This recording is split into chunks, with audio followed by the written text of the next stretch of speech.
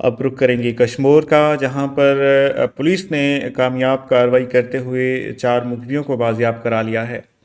محمد بخش شیخ کی رپورٹ کے مطابق کشمور پولیس نے کامیاب کارروائی کرتے ہوئے تھانہ دورانی مہر کی حدود میں دوران پولیس آپریشن 4 ملزموں کو بازیاب کرا لیا ہے۔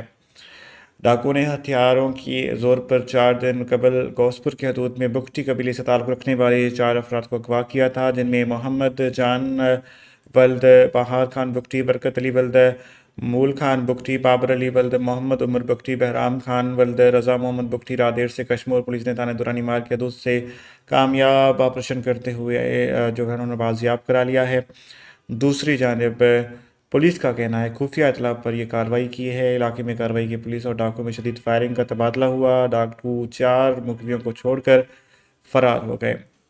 سرچ آپریشن کا سلسلہ جاری ہے۔ ملزموں کو بحفاظت اپنے ورثاء کے حوالے کر دیا گیا ہے۔